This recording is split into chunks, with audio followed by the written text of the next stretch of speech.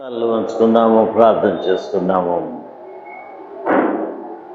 అత్యంత కృప కలిగిన మా ప్రియ పరలోకపు తండ్రి, ఈ దినాలలో నీ కృప, నీ కాపుదల, నీ భద్రత మాకు దయచేయచ్చు. మాతో సూటిగా మాట్లాడుతూ మా జీవితములలో ఉన్న బలహీనతలు మాకు ఎత్తి చూపించచ్చు. సరి చేసుకోమని మా తండ్రి నీవు మాతో మాట్లాడుచూ ఉండగా గ్రహించలేని వారముగా ఉండనివద్దు. మేము హాజరవ్వటం మట్టుకే అవసరము అనే మెట్లో మమ్మల్ని ఉండనివద్దు నాయన. హాజరవ్వటం వలన భక్తి రాదు నాయన. నీ మాట విని దానికి లోబడితేనే మా భక్తి నీ సన్నిధిలో సంపూర్ణమవుద్ది, పరిపూర్ణమవుద్ది. ప్రభా, సహాయం చేయండి. నీ ఉద్దేశముల్ని ఎరిగిన వారమై, నీ ఉద్దేశములు గ్రహించిన వారమై, నీ కొరకు సాక్షులుగా మేము జీవించినట్లుగా కృప చూపించి కాపాడండి ప్రభా. మా జీవితాన్ని నీ కొరకు సిద్ధం చేయండి. నీ ఆత్మతో ఇంకనూ రావాల్సిన వారిని మీరే త్వరత గతిలో నడిపించండి ప్రభా. నిర్లక్ష్యపు మాటలతో వస్తున్నాములే, చర్చికి వెళ్తున్నాములే అనే మెట్టులో మమ్మల్ని గడపనివ్వద్దు నాయన. సహాయం చేయండి. నీ ఉద్దేశముల్ని ఎరిగి నీ ఉద్దేశముల్లో అడుగులు వేసి నీ వలన ఆశీర్వదింపబడి ఆశీర్వాదాల్ని లోకములో నీ కొరకు ప్రచురము చేయగలుగునట్లుగా సహాయం చేసి కాపాడి నడిపించమని యేసు పరిశుద్ధ నామమున మిక్కిలి వినయముతో ప్రార్థించి వేడుకొంచు ఉన్నాను తండ్రి. ఆమేన్. దయచేసి కూర్చోనండి.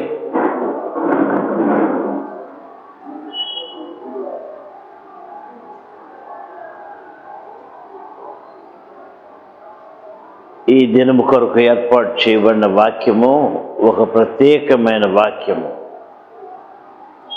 ఈ వాక్యాన్ని మనము ఏ విధముగా నేర్చుకోబోతూ ఉన్నాము అంటే,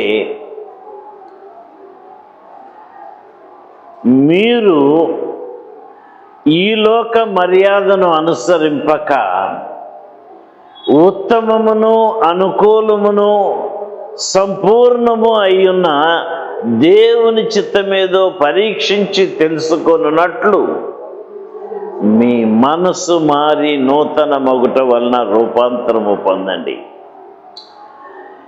ఈ వాక్యానికి సంబంధించిన వాక్యం ఇది. ఎట్లా ఈ వాక్యానికి సంబంధించింది?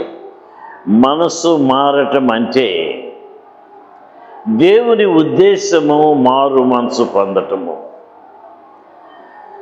లేకపోతే క్రొత్తగా జన్మించటము. క్రైస్తవ జీవితంలో యోగ్యమైన మెట్టు ఇది. ఎందుకు అంటే అనేక రీతులుగా బైబిల్ గ్రంథం మనతో ఏం చెప్తుంది అంటే, యేసు ప్రభు అని నీ నోటితో ఒప్పుకొని దేవుడు ఆయన్ను మృతుల్లో నుండి లేపినని నీ హృదయమందు విశ్వసించిన ఎడల నీవు రక్షింపబడదు. రక్షణ విషయం మాట్లాడట్లే ఈ దినాన, నూతన జన్మ గురించి మాట్లాడుతున్నాను ఈ దినాన. మార్క్స్ వార్తలో అంటాడు చూడండి, నమ్మి బాప్తిసం పొందినవాడు రక్షింపబడును. నేను దాని గురించి కూడా మాట్లాడట్లేదు. ఇంకా లోతుగా మీతో మాట్లాడాలని ఆశిస్తూ ఉన్నాను. క్రొత్త జన్మ.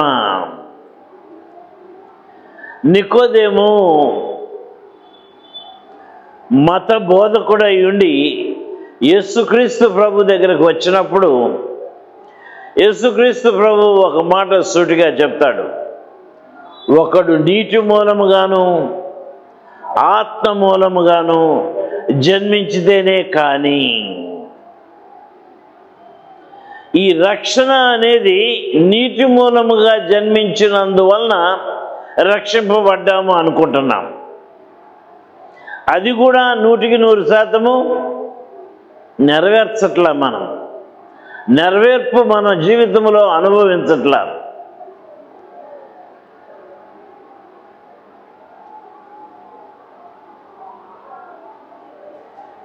ముందొచ్చి కూర్చోవాలి పిల్లలు, వెనక కూర్చునేవాళ్ళు పిల్లలు కాదు, పెద్దోళ్ళ వారు.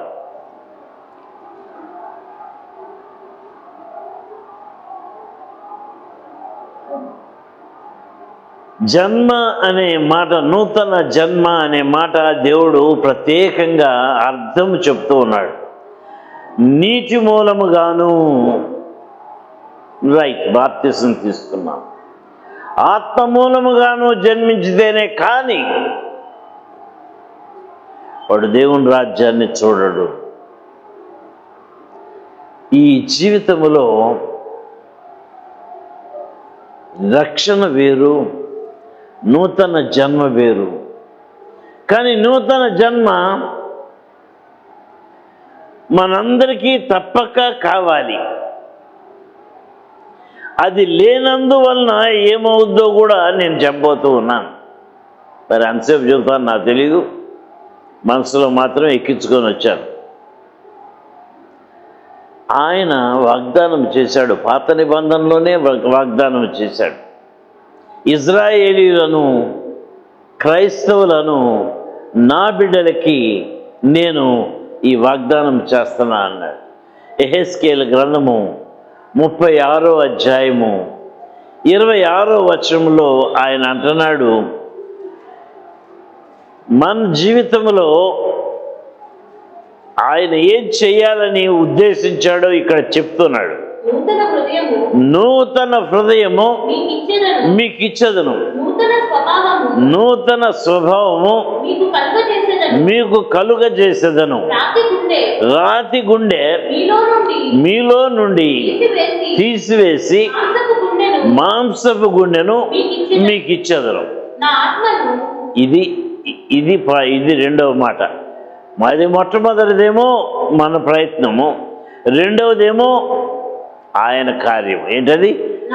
నా ఆత్మను మీ అందుంచి నా కట్టడలను అనుసరించే వారిగా, నా విధులను గైకొనేవారిగా మిమ్మల్ని చేసేదను. ఒక సహోదరి ప్రార్థన చేస్తూ ఉంది ఇందాక, ఇది ప్రయాసతో కూడిన పని ప్రభా, ఓడిపోతూ ఉన్నాము, చేతగాట్లా,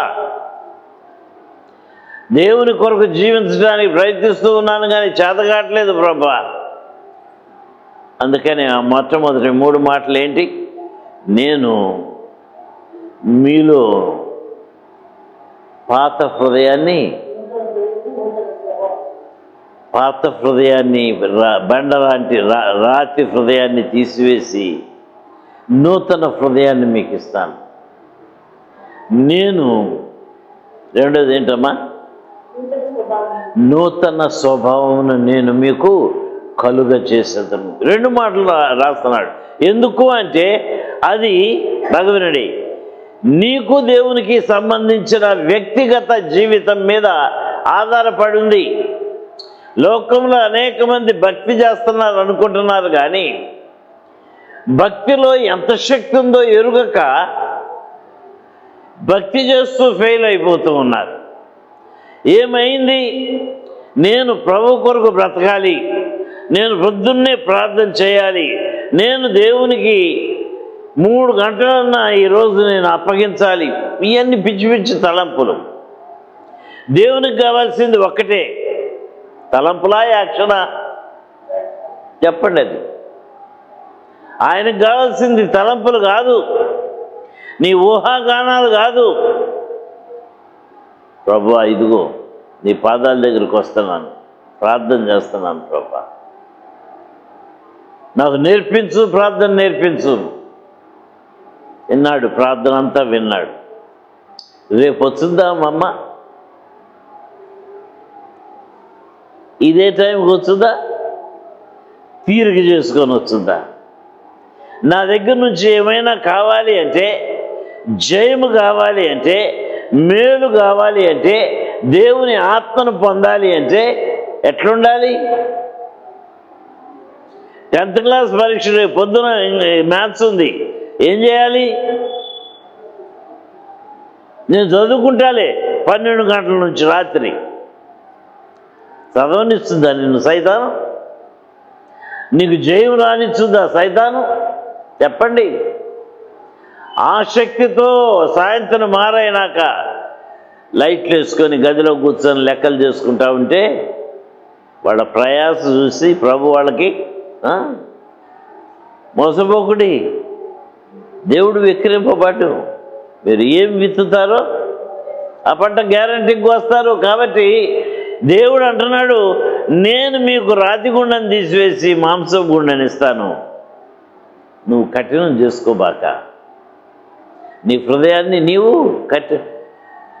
నువ్వు ప్రార్థన చేసినప్పుడు ఎంతో కన్నీరు కార్చావు, ఎంతో పశ్చాత్తాపడ్డావు, మరి వెంటనే కోపం తెచ్చుకున్నావే.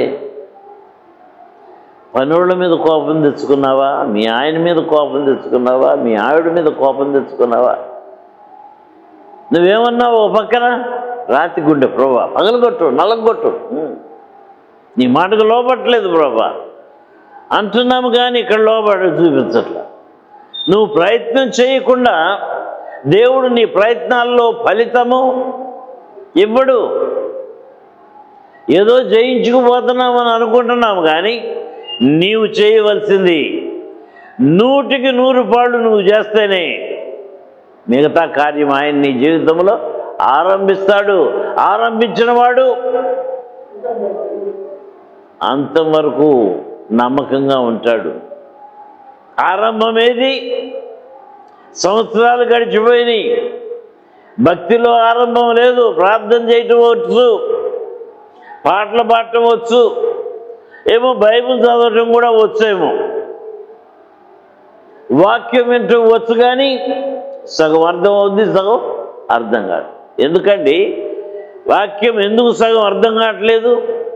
ఎప్పుడన్నా ఆలోచించాలా? ఎందుకు అంటే వాక్యాన్ని ఎప్పుడూ పూర్తిగా చదవాల. ఏదో సగం దాకా చదివి వాక్యాన్ని చదివానండి, పాత నిబంధన అంతా చదివానండి, కొత్త నిబంధన చదవకుండా పాత నిబంధన చదివితే నీకేమీ అర్థం కాదు. నేను కొత్త నిబంధనే చదివానండి, కొత్త నిబంధన చదివినా మళ్ళీ అర్థం కాదు. సాదృశ్యాలన్నీ పాత నిబంధన గ్రంథంలో ఉండి, ఇది ఎట్లా జరిగింది, ఇది ఎందుకు జరిగిందంటే పాత నిబంధనలో దేవుడు వాగ్దానం చేశాడు, ఆ వాగ్దానాన్ని కొత్త నిబంధనలో నెరవేర్చి చూపించాడు. ఎట్లుంది పరిస్థితి? ఎట్లా భక్తి చేస్తున్నాము? ప్రభు మన జీవితంలో కొత్త పద్ధతిని నేర్పించాలని కోరుతూ ఉన్నాడు. అంటున్నాడు యోహాను సువార్త 1వ అధ్యాయం 3వ వచనంలో ఆయన అంటున్నాడు, ఈ జన్మల గురించి తారతమ్యాన్ని మళ్ళీ ఒకసారి ఎత్తి చూపిస్తున్నాడు. కలిగి ఉన్నది ఏది? 13వ వచనం, 3 కాదు. వారు దేవుని వలన పుట్టిన వారే కాని రక్తము వలనైనను శరీరేచ్ఛ వలనైనను మానుషేచ్ఛ వలన ఆయనను పుట్టిన వారు కారు. ఇది శారీరక సంబంధమైనది కాదు. ఈ జన్మ శారీరకంగా మనకి తల్లిదండ్రుల నుంచి సంక్రమించే స్వభావం కాదు ఇది. ఇది కేవలము ఆత్మ మూలముగా జన్మించటము, ఆయన తన చిత్తానుసారముగా తన ఆత్మని మనలో పంపించటము ఆత్మ సంబంధమైన జన్మ. అందుకనే ఒకడు నీటి మూలముగాను ఆత్మ మూలముగాను జన్మిస్తే కానీ అనే మాట వాడాడు. ఏదో జన్మించాము అనుకుంటున్నాం, మారు మనసు పొందాము, రక్షణ పొందాము, మేము కొత్త జన్మ జన్మించామండి. లేదండి, కొత్త జన్మ అంటే చాలా ఘనమైన మెట్టు. దానిని గురించి మరి ఆంటీ గారు ఎందుకు రాశారో, నేను ఎందుకు చెప్పాల్సి వచ్చిందో నాకే అర్థం కాదు. ఎంత ఉన్నతమైన మెట్టు ఈ క్రొత్త జన్మ. 2 కొరింథీ 5వ అధ్యాయము 17వ వచనంలో, ఎవడైనను క్రీస్తు యేసునందు ఉన్న ఎడల వాడు నూతన సృష్టి, పాతవి గతించును, ఇదిగో క్రొత్తవైన. బాగా వినండి, పాతవి గతించినంత మాత్రాన కొత్తవి రావండి. బాగా వినండి, దయచేసి బాగా వినండి లోతైన సత్యాలు. పాతవి గతించినంత మాత్రాన కొత్తవి వచ్చి చేయండి అని అనుకోవడానికి వీళ్ళ కొత్త వాటిని సాధన చేయాలి. ఏ విధముగా? క్రీస్తు యేసునందు ఉండి సాధన చేయాలి. క్రీస్తు యేసునందు ఉండక ఏదో భక్తిని అలవర్చుకుందామంటే అలవర్చబడదు. పాత స్వభావం మళ్ళీ మళ్ళీ బయటపడుద్ది. నిన్ను కట్టలు తెంచుకొని నీలో నుంచి బయటకు వస్తుంది ఆ కోపము, ఆ ద్వేషము, ఆ అసూయ. అది పాత నైజం, ఎక్కడికి పోదు. కొత్తగా జన్మించటం అంటే క్రీస్తు యేసునందు ఉండి జీవించటం. క్రీస్తు యేసునందు ఉండి జీవించటం. వీటన్నిటికీ కలుగబోవు కృపల్ని గురించి కూడా మళ్ళీ చెప్పబోతున్నాను మీకు. కాబట్టి మన జీవితంలో రక్షణతో తృప్తి పడ్డామేమో, మారు మనసు పొందామని అనుకొని తృప్తి పడుతున్నామేమో, కొన్ని పాతవిగా వదిలేసాయి ఇంకా కొన్ని కలిగి ఉన్నామేమో. తీతుకు గ్రంథము, పౌలు తీతుకు రాసిన పత్రిక 3వ అధ్యాయము 5వ వచనం చూసుకున్నాము.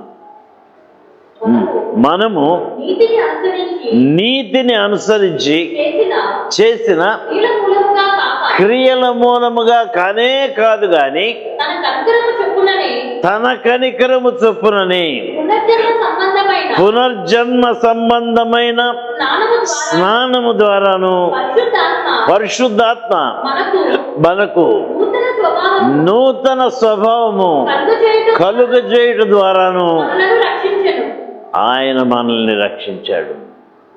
జరా అసలైన రక్షణ భారం, రక్షణ ఎట్లా సంపాదించుకోవాలి, ఒక బాధ్యత, ఆ రక్షణ బాధ్యత ఏంటో మనకి తెలియజేస్తూ ఉన్నాడు. ఏమంటున్నాడు? మన క్రియల, మన నీతి క్రియల వల్ల కానే కాదు, ఆయన కనికరము చూపించి. ఎక్కడ కనికరం, ఎట్లా చూపించాలా? చిరిగిపోయిన బట్టలు వేసుకొని తిరుగుతుంటే కనికరం వచ్చిందా ఆయనకి? ఉపవాసం ఉండి ప్రార్థన చేస్తుంటే కనికరం వచ్చిందా ఆయనకి? బాగా వినండి, రాదు. ఎప్పుడొస్తుంది అంటే ఆయన చెప్పిన మాటల ప్రకారముగా చేయటానికి ప్రయత్నించే కొలది ఆయన కనికరం మన పట్ల వచ్చింది. ఈ బిడ్డ నిజంగా సాధన చేస్తున్నాడు, నిజంగా జయించాలని చూస్తున్నాడు. తప్పు చేసి క్షమాపణ కన్నీటితో ఉపవాసంతో ఒప్పుకుంటున్నాడు. ఇంకోసారి చేయనని చెప్తూ ఉన్నాడు. కనికరం చూపిస్తాను. కనికరం చూపించినప్పుడు ఏం చేస్తాడంట? పునర్జన్మ సంబంధమైన స్నానంలోనికి, బాప్తిస్మంలోనికి నిన్ను నడిపిస్తాడు. ఎందుకు? దానికి కూడా నీవు నెగ్గుకొస్తే, జీవితము జీవించడానికి మొట్టమొదటి అడుగు వేయటానికి నీవు ఇష్టపడితే ఆయన అంటున్నాడు, నేను పరిశుద్ధాత్మను పంపిస్తాను. నేను పరిశుద్ధాత్మను పంపించకుండా నూతన జన్మ రాదు నీకు. అసలైన రక్షణ అంటే ఏంటో అర్థం చేసుకోలేవు నీవు. కాబట్టి మన జీవితంలో రక్షణను నిర్లక్ష్యము చేయదు. రక్షణను ఇంప్రూవ్ చేసుకోవాలి. ఆత్మ సంబంధమైన జీవితముగా మన జీవితాన్ని మార్చుకోవాలి. ఖచ్చితంగా అడుగుతున్నాడు, మీరు మార్పు నుండి చిన్న బిడ్డల వంటి వారైతే కానీ. మార్క్స్ వార్త 10:15 మళ్ళీ మీరు ఈ చిన్న బిడ్డల వంటి వారైతే కానీ, 10:15 మార్కు. చిన్న బిడ్డలు అంగీకరించడం అంటండి. చిన్న బిడ్డల వలె దేవుని రాజ్యమును అంగీకరించని వారు అందులో ఎంత మాత్రమో ఏం కావాలి? అంగీకరించే హృదయము కావాలి, సాధన చేసే హృదయము కావాలి.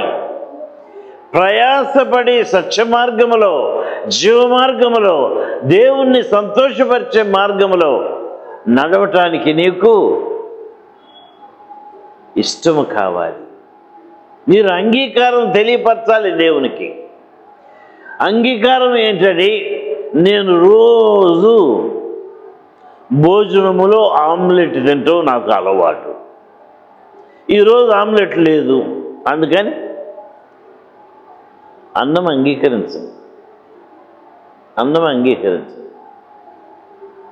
అనే పద్ధతి నీది నాది. నీవు ఏ పరిస్థితుల్లో ఉన్న ఆత్మ సంబంధమైన కట్టుబాట్లకి అంగీకారం తెలియచేయాల్సిందే.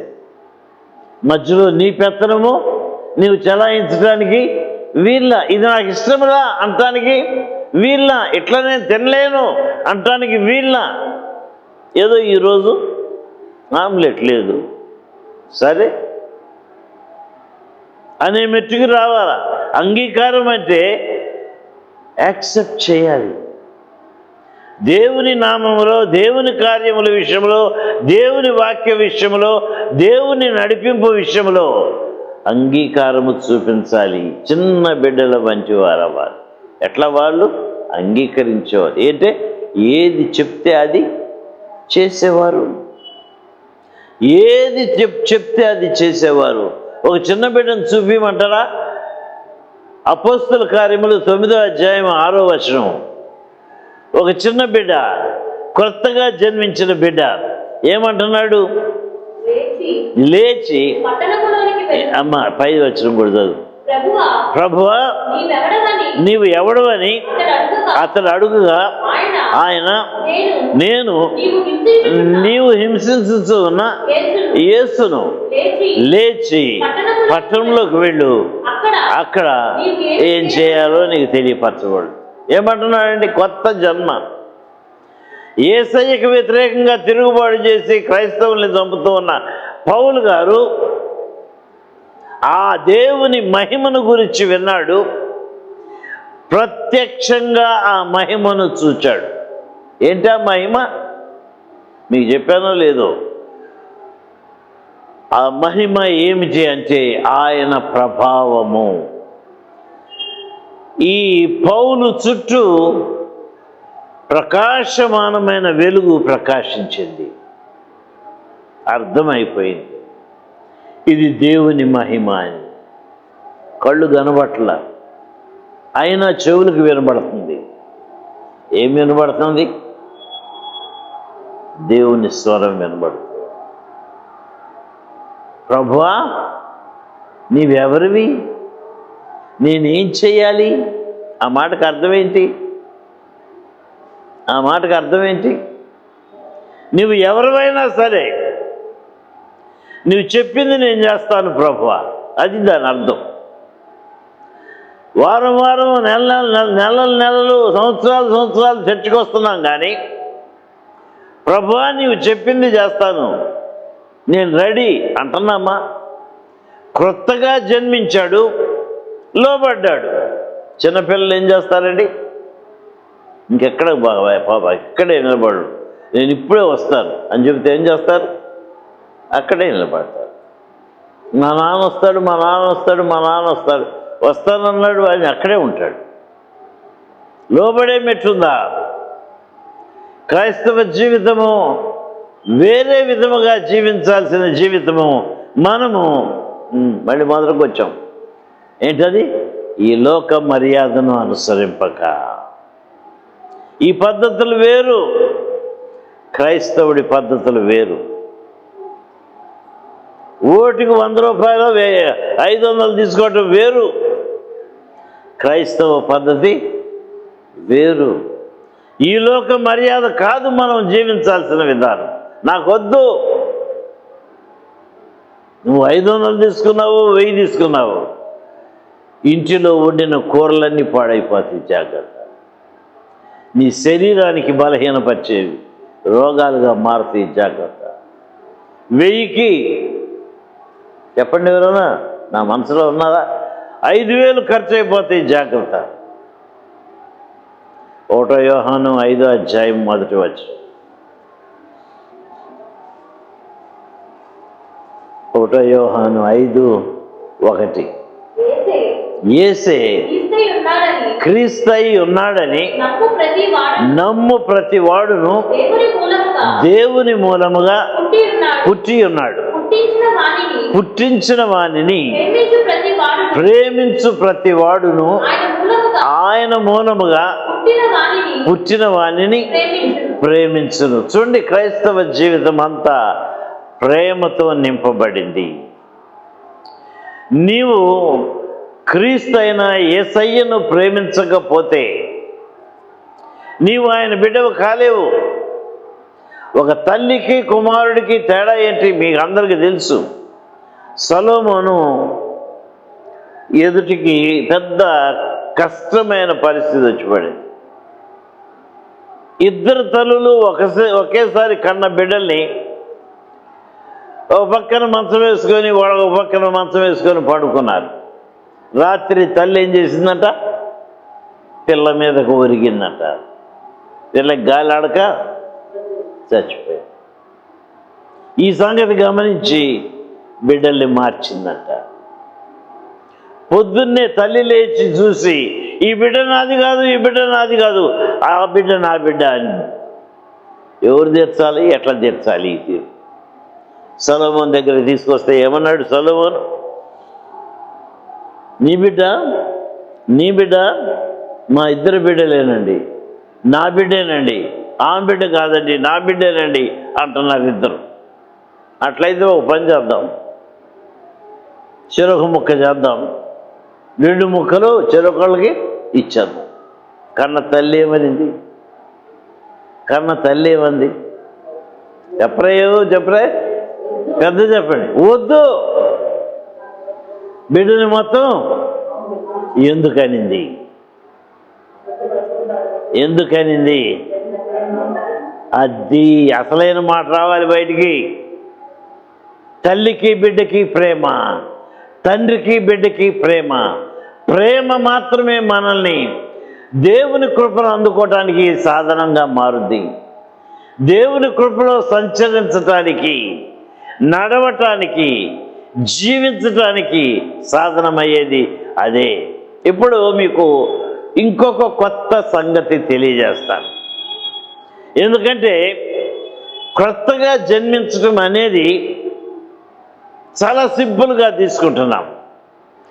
కొత్తగా జన్మించటం అనేది, ఆత్మ సంబంధమైన జన్మ అనేది యేసుక్రీస్తు ప్రభు నికోదేముకు చెప్పాడు. దేవుడు ఇశ్రాయేలీయులందరికీ చెప్పాడు, నా ఆత్మను మీ అందుంచి నా కట్టడలను అనుసరించేవారుగాను నా విధులను గైకొనేవారుగా నేను చేస్తాను. అదే విధంగా నికోదేముతో అంటున్నాడు, ఒకడు నీటి మూలముగాను ఆత్మ మూలముగాను జన్మించితే కానీ. కాబట్టి ఈ ఆత్మ మూలంగా జన్మించడం వలన లాభం ఏంటి? రక్షణ పొందితే చాలదా? ఆత్మ మూలంగా జన్మించితే లాభం ఏంటి? ఆత్మ మూలంగా జన్మించితే ఏం జరుగుద్దో అనేది 2వ రాజులు 6వ అధ్యాయం 17వ వచనం చూడండి. 2వ రాజులు, ఎందుకంటే నేను ఎప్పుడు పాత నిబంధన నుంచి మొదలు పెడతాను. ఎందుకంటే ఆ పాత నిబంధనే సాదృశ్యం. కొత్త నిబంధనలో మనం నెరవేర్పు అనేక సంఘటనలు చూడగలుగుతాం. చదువుమా. 2వ రాజులు 7వ అధ్యాయం 6వ అధ్యాయం 17వ వచనం. యెహోవా వీడు చూచునట్లు దయచేసి వీడి కండ్లను తెరువమని ఎలీషా ప్రార్థన చేయగా, ఒక్క మాట, ఎలీషా ప్రార్థన చేశాడు. ఏమని ప్రార్థన చేశాడు?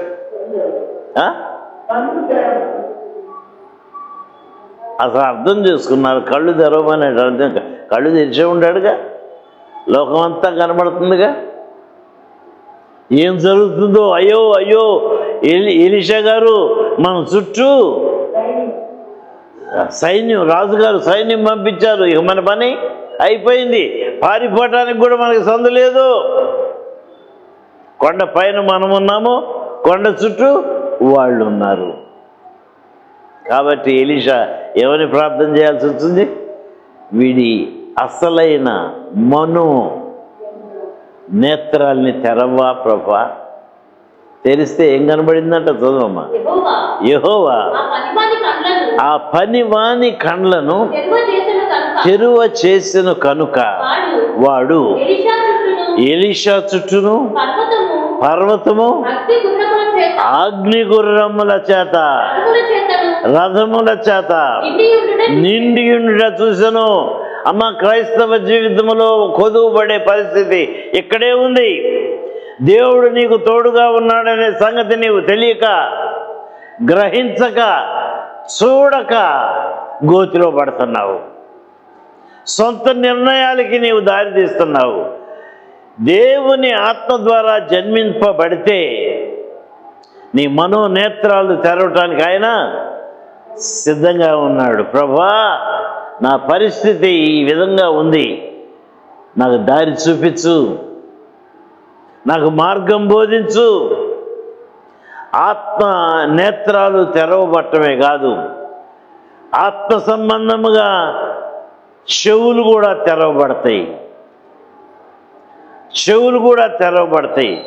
యోబు జీవితాన్ని ఒక్కసారి చూస్తే 42:5 యోబు జీవితంలో ఏం జరిగిందో చూడండి. 42 చివరి అధ్యాయం 42:5 వినికిడి చేత నిన్ను గూర్చిన వార్త నేమి. చూడండి, యోబు ఇంత భక్తి చేయటానికి కారణమో వినికిడి.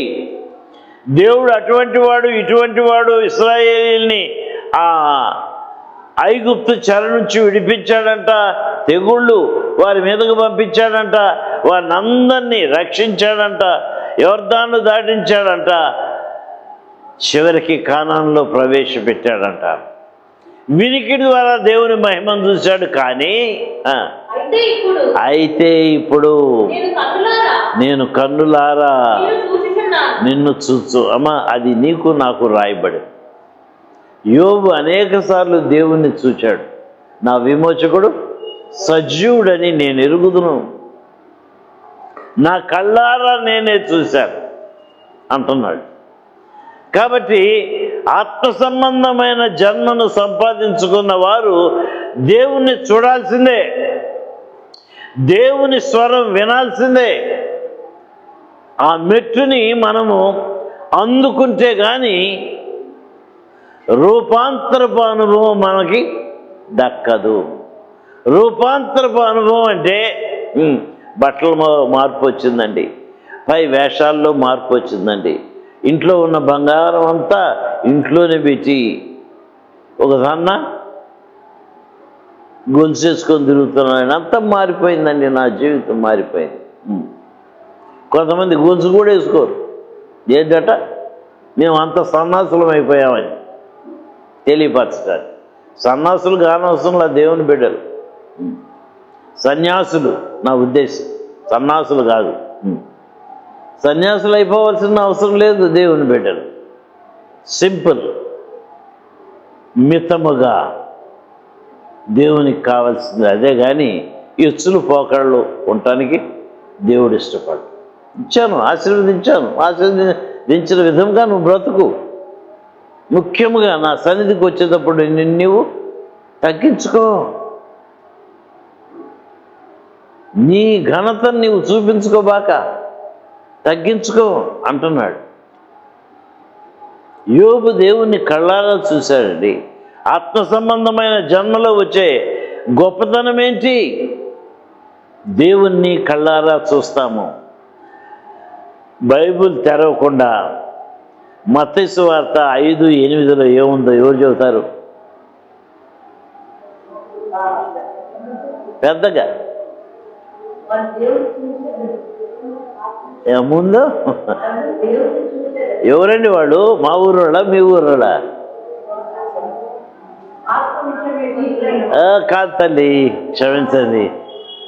హృదయ శుద్ధి గలవారు ధన్యులు, వారు దేవుణ్ణి. హృదయము శుద్ధి చేయబడాల. ఆత్మ చేరిందంటే హృదయము శుద్ధి అయిందన్నమాటే, లేకపోతే ఆత్మ రాదు, ఆత్మ చేరదు. హృదయం శుద్ధి చేసుకోవాలంటే, ప్రార్థనలో జయం చూడాలి అంటే, బాగా వినండి, ఓ సహోదరి ప్రార్థనలు చేసింది, జయం లేదు, జయం లేదు అంటుంది. ఎందుకు? హృదయం శుద్ధి కావాలి అంటే వాక్యానుసారమైన తలంపులు, మాటలు, క్రియలు సాధన చేయాలి.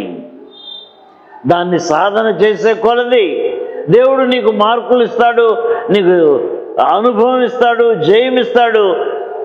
ఒక్కొక్క దాన్ని జయించుకుంటూ పోయేటట్లుగా అపవాదిని శీఘ్రముగా నీ పాదాల కింద నలగొదొక్కుతాడు. ఇంకా ఏమన్నాడు జేమ్స్ ఏమన్నాడు? 4:7 ఏమన్నాడు?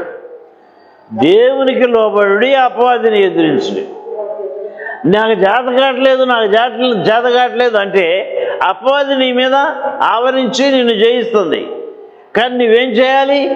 దేవునికి లోబట్టం మొదలుపెట్టు, అపవాదిని ఎదిరించు. అప్పుడు వాడు మీ యొద్ద నుండి పారిపోవును. అమ్మ, దేవుని వాక్యాలు బాగా వినండి దయచేసి. దేవుని వాక్యాలు నిత్య జీవానికి నడిపించే మాటలు,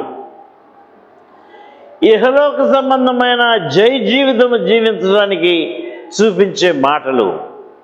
ఈ మాటల్ని మనము లెక్క చేయకపోతే దేవుడు నిన్ను లెక్క చెయ్యడు, తీసిపారేస్తాడంతే.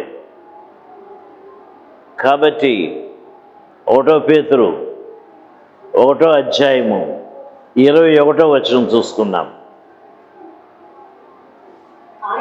ఆయన జగత్ పునాది వేయబడక మునిపే నియమింపబడెను గాని 21వ వచనం 1 పేతురు 1వ అధ్యాయము 21వ వచనం. 2 పేతురు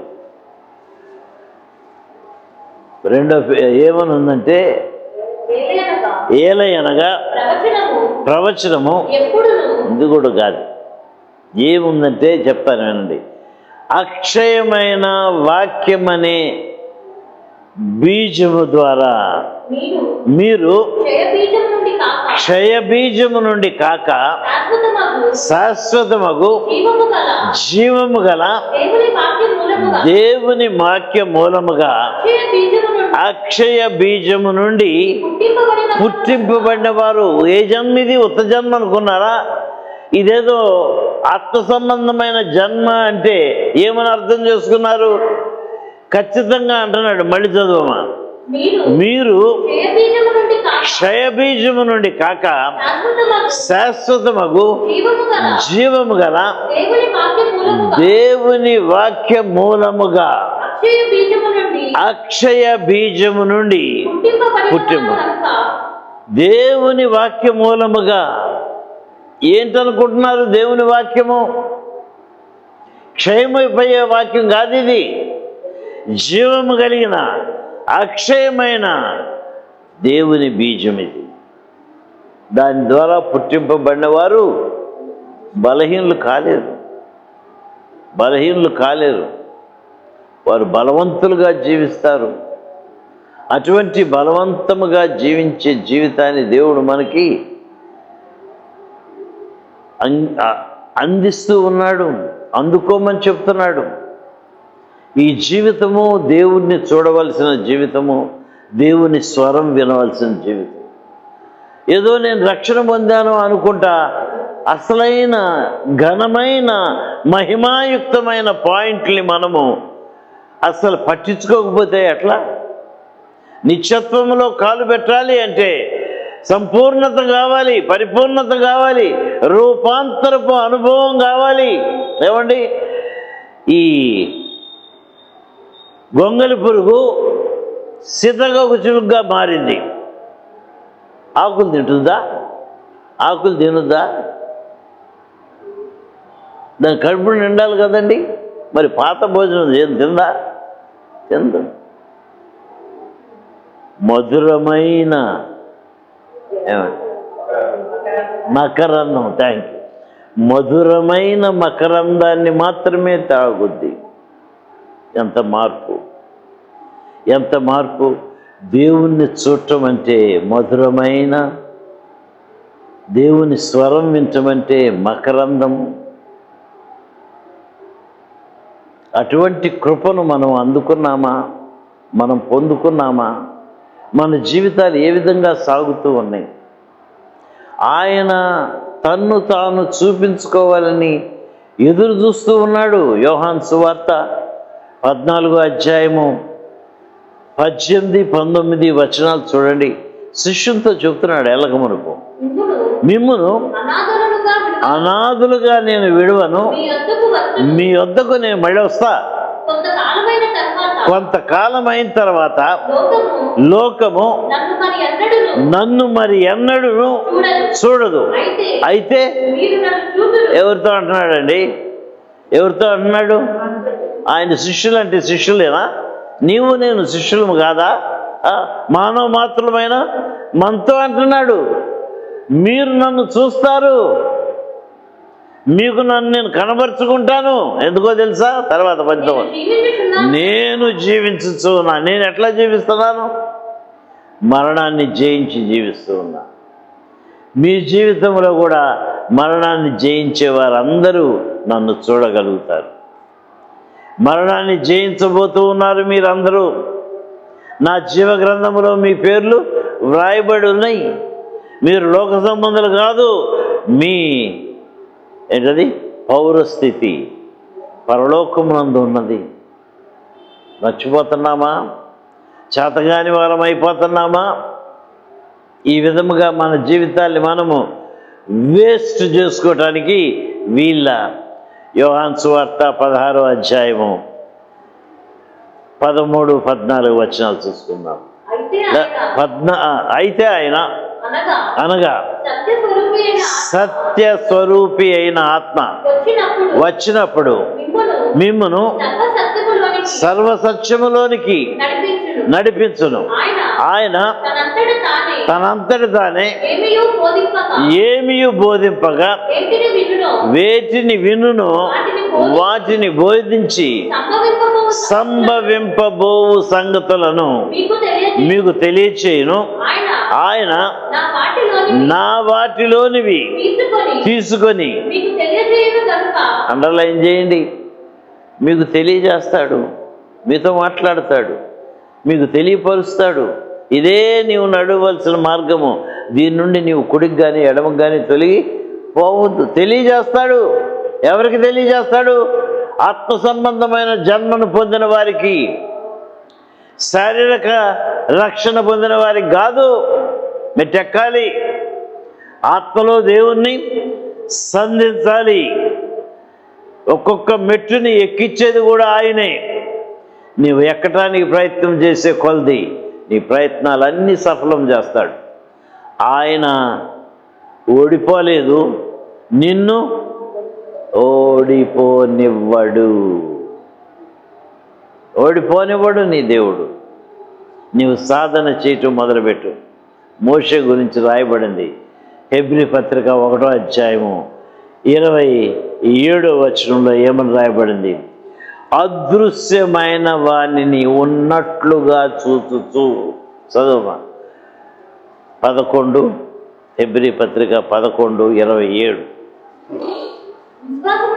విశ్వాసమును బట్టి అతడు అదృశ్యుడైన వాణిని చూచుచూ ఉన్నట్లు స్థిరబుద్ధి గలవాడై రాజాగ్రహమునకు ఏమీ భయపడలేదు. క్రైస్తవ జీవితము ఏమనాలా? ఏమీ భయపడాల్సిన అవసరం లేదు. నన్ను ఎవరూ ఏమీ చేయలేరు. అపవాది సైతము నేను గద్దిస్తే పారిపోవాల్సిందే. ఎప్పుడు ఎప్పుడు ఎప్పుడు పారిపోద్ది అంటే నీవు ఆయనకి లోబడినప్పుడు, నీవు ఆయన చిత్తము నెరవేర్చినప్పుడు. మోషే దేవుని తలంపులు కలవాడై హెబ్రీయులను లేకపోతే ఇజ్రాయేలీలను ఐగుప్తు చెర నుండి విడిపించడానికి రోషము గలవాడై ఫిలిస్తీన్ని చంపి మట్టిలో పాతిపెట్టాడు. తెలిసింది ఇదంతా దేవుని చిత్తములో నడుస్తున్నాడు మోషే.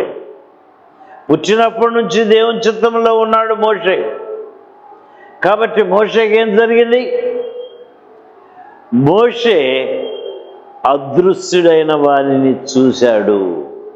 చూచినట్లుగా బహుధైర్యము తెచ్చుకొని నన్ను ఎవరు ఏం చేయలేరు. ఎప్పుడు? ఐగుప్తుని విడిచి నేను పారిపోతాను. ఎవరు నన్ను ఎట్లా పట్టుకుంటారు అని పారిపోయాడు. కానీ ప్రభు ఎక్కడికి తీసుకెళ్ళాడు? అక్కడ పారిపోయి గొర్రెలను తోలుకొని పారిపోతున్నాడు. దూరం అయిపోయాడు అని అనుకుంటున్నాడు. పారిపోలేడు. దేవుని చిత్తము నుండి ఎవరూ పారిపోలేరు. ఎక్కడికి వెళ్ళాడు? మండుచూ ఉన్న బుష్, ఏమంటారు? పొద. మండుచూ ఉన్న పొద దగ్గరికి వెళ్ళాల్సిందే. ఎవరండి ఆ మండుచూ ఉన్న పొద? నీ ప్రభు అయిన యేసుక్రీస్తు. మనం అక్కడికి వెళ్ళాల్సిందే, అక్కడ ఆయన్ని చూడాల్సిందే, అక్కడ ఆయన స్వరం వినాల్సిందే, ధైర్యం తెచ్చుకొని ఈ లోకంలో దేవుని కొరకు జీవించాల్సిందే, దేవుణ్ణి మహింపరచడానికి ఈ జీవితాన్ని వినియోగించాల్సిందే. వేరే మార్గం లేదు. ఏదో బైబిల్ వింటున్నాము, ఏదో వాక్యం వింటున్నాము, ఏదో సేవకుల వాక్యం వింటున్నాము, ఈరోజు బాగా ఉంది అంటున్నాము. కానీ వాక్యంలో కొంచెం లోతుగా తొంగి చూడు. ఏమేమి పోగొట్టుకుంటున్నామో తొంగి చూడు. ఇదేదో రక్షణ పొందిన జీవితం అని అనుకుంటున్నావేమో. చాలదు. ఒకడు నీటి మూలముగాను ఆత్మ మూలముగాను జన్మించితేనే కానీ. ఫినిష్. రెండు జరగకపోతే నో. మరి రెండోది జరగాలి అంటే అపోస్తల కార్యములు 5:32 ఆయనకు విధేయులైన వారికి అనుగ్రహించిన పరిశుద్ధాత్మ. ఊరకనే రాదు పరిశుద్ధాత్మ.